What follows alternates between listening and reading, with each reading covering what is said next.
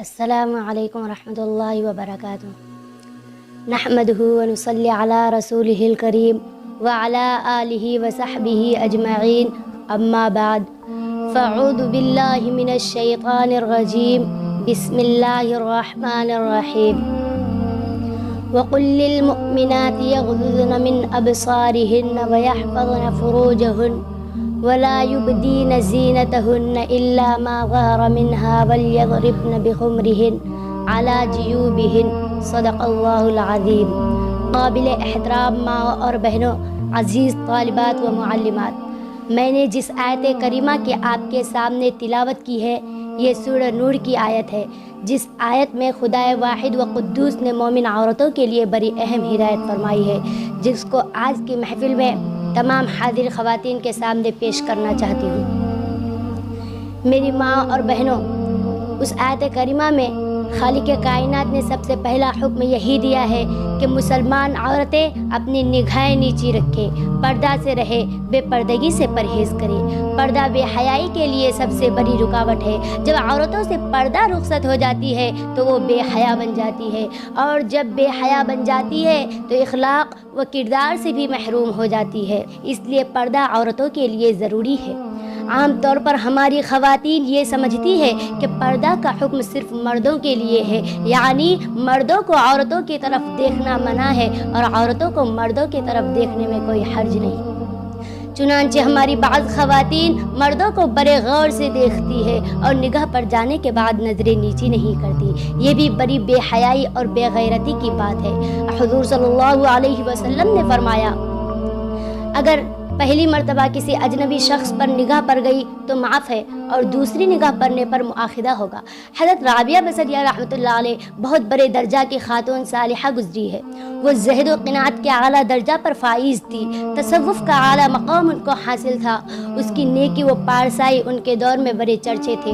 اس خدا ترس خاتون تاریخ کو کبھی بھلا نہیں سکتی۔ میرے اس چمن کے نو شگفتہ پھولو، کیا آپ کو معلوم ہے کہ حضرت رابعہ بصریہ رحمۃ اللہ علیہ اتنے بڑے مقام پر کس طرح فائز ہو گئی؟ وہ تاریخ کا روشن باب کس طرح بن گئی؟ یاد رکھو، انہوں نے یہ سب کچھ اپنے تقوی و طہارت کی بنیاد پر حاصل کیا۔ انہوں نے پردہ اختیار کیا، طاعت اختیار کیا اور بے پردگی سے پرہیز کیا۔ انہوں نے ایک مرتبہ ایک اجنبی شخص پر ان کی نگاہ پڑ گئی تو مارے خوف کہ وہ اتنی زور سے گری کہ اس کی ہاتھ ٹوٹ گئی اور کافی دیر تک بے ہوش رہی۔ کچھ دیر بعد ہوش آیا تو کہنے لگی کہ مجھے ہاتھ ٹوٹ جانے کا کوئی غم نہیں، ہاں اگر ہے تو اس اجنبی مرد پر نگاہ پڑنے کا ہے۔ اللہ اکبر! یہ تھی پہلے زمانے کی مسلمان عورتیں۔ آج کی ہماری خواتین کی حالت بڑی ابتر ہے۔ وہ پردہ کو عار سمجھتی ہے، حالانکہ پردہ عورتوں کے لیے عار نہیں ہے، عزت ہے، عزت۔ یہ ان کی حرمت کا سامان ہے، یہ ان کی عصمت کا محافظ ہے۔ آپ اخبار پڑھتی ہوں گی، خبریں سنتی ہوں گی، روز آپ کو یہ خبریں ملتی ہوگی کہ فلاں کی بیٹی فلاں کے ساتھ بھاگ گئی، اس جگہ کسی عورت کے ساتھ منہ کالا کیا گیا۔ آپ کو یہ بھی سننے میں آتا ہوگا کہ لڑکیاں اپنے ماں باپ کی عزت کو عجیب و غریب طریقے سے خاک میں ملا رہی ہے۔ میری ماں اور بہنوں، یہ سب کچھ بے حیائی کا نتیجہ ہے۔ جب سے بے حیائی، بے پردگی آئی ہے، فسادات کی نئی نئی شکلیں سامنے آ گئی ہے۔ اس لیے اللہ تعالیٰ نے اس آیت کریمہ میں سب سے پہلا حکم یہی دیا ہے کہ مسلمان عورتیں اپنی نگاہیں نیچی رکھے، پردہ سے رہے، بے پردگی سے پرہیز کرے۔ پردہ بے حیائی کے لیے سب سے بڑی رکاوٹ ہے۔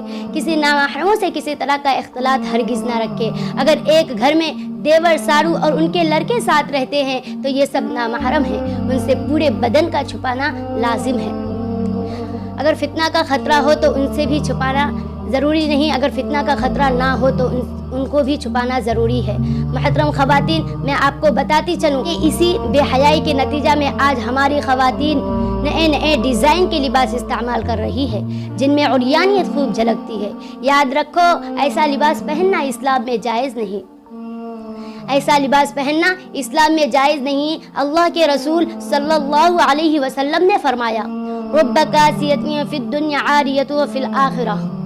بہت سی خواتین بہت سی خواتین دنیا میں کپڑے تو پہنتی ہے لیکن ان کے کپڑے ناقص ہوتے ہیں، ان کی بازو پنڈلیاں وغیرہ کھلی ہوئی ہوتی ہے. یہ بھی بڑی بے حیائی کی بات ہے، جیسے آج کل اسکول میں پڑھنے والی لڑکیوں کا لباس ہے. میری ماں اور بہنوں، ہماری بچیاں اس طرح بے حیائی کے ساتھ پڑھنے جاتی ہے جس پر ہمارے بہت سے گھرانے فخر کرتے ہیں. یہ بھی بڑی بے حیائی اور عیب کی بات ہے. بہت سی عورتیں ایسی ہیں جس طرح ساڑی پہن لیتی ہے، جس بازو، پیٹ وغیرہ کھلی ہوئی ہوتی ہے. یاد رکھو، ایسا لباس پہننا اسلام میں جائز نہیں ہے. ایسا لباس پہننا اسلام میں جائز نہیں ہے. بہت سی عورتیں ایسی ہیں جو اتنا باریک ٹائٹ لباس پہنتی ہے کہ پہننے کے بعد بدن کے اعضاء ظاہر ہونے لگتے ہیں. یہ بھی لباس بظاہر ہے مگر حقیقت میں ننگا پن ہے جو بے شرمی کی انتہا ہے. حضور پاک صلی اللہ علیہ وسلم نے ایسی عورتوں کے بارے میں فرمایا کہ ایسی عورتیں قیامت میں ننگی اٹھائی جائے گی، اور بعد کے زمانے میں ایسی عورتیں ہوگی جو مٹک مٹک کر چلے گی اور مردوں کو اپنی طرف مائل کرے گی. اور ایسی عورتیں قیامت میں ننگی اٹھائی جائے گی اور نہ ہی اس کو جنت کی خوشبو ملے گی اور نہ ہی وہ جنت میں داخل ہوگی. میری ماں اور بہنوں، ایسی حرکت کرنے والی خواتین خدا کی نگاہ میں بھی مبغوض اور اس کو قیامت میں دردناک عذاب سے گزرنا پڑے گا. اللہ تعالی ہم سب کو بے پردگی، بے حیائی سے محفوظ فرمائے. اللہ تعالیٰ سے دعا ہے کہ ہم سب کو پردہ نشین مائیں اور بہنیں بنائے. آمین یا رب العالمین. وآخر دعوانا الحمدللہ رب العالمین.